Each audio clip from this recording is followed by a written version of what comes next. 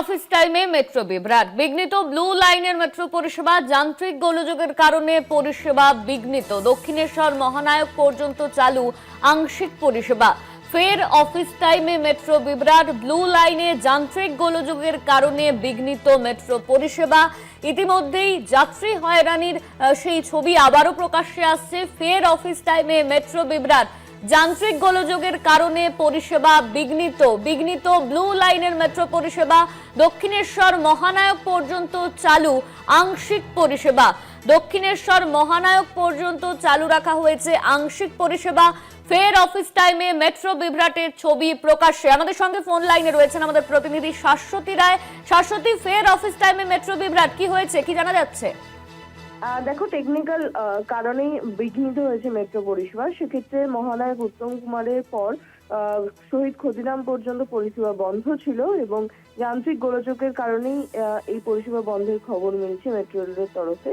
তবে দক্ষিণেশ্বর থেকে মহানায়ক উত্তম কুমার পর্যন্ত আংশিক পরিষেবা চালানো হয়েছে প্রায় ৮ ঘন্টা ধরে। তবে বর্তমানে পরিষেবা স্বাভাবিক হয়েছে।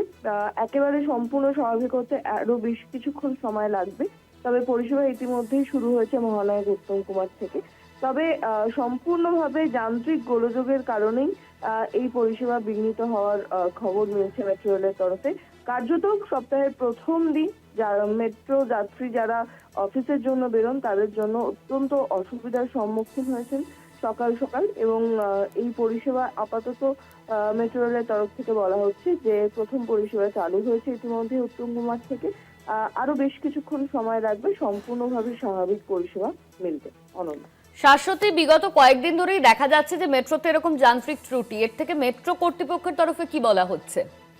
একেবারেই দেখো, দীর্ঘ এই মাস জুড়েই দেখা গেল প্রায় 2 থেকে 3 বার যান্ত্রিক গোলযোগের কারণে পরিষেবা বন্ধ ছিল।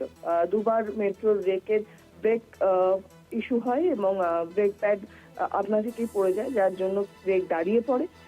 আজকে ফের যান্ত্রিক সমস্যা জারি রয়েছে একই জায়গায়। বিশেষত মহানায়ক উত্তম কুমারের পর থেকে এই সমস্যার সম্মুখীন হতে হচ্ছে ব্লু লাইনকে। সেক্ষেত্রে ইতিমধ্যেই বারবার ইন্সপেকশন জারি রয়েছে, যেহেতু কবি সুভাষের কাজ বা ওই অংশের কাজ এখনো পর্যন্ত সম্পূর্ণ হয়নি। ক্রস করিডোরের যে কাজ, সেই কাজও কিন্তু এখনো সম্পূর্ণ হয়নি শহীদ ক্ষুদিরামের আগে।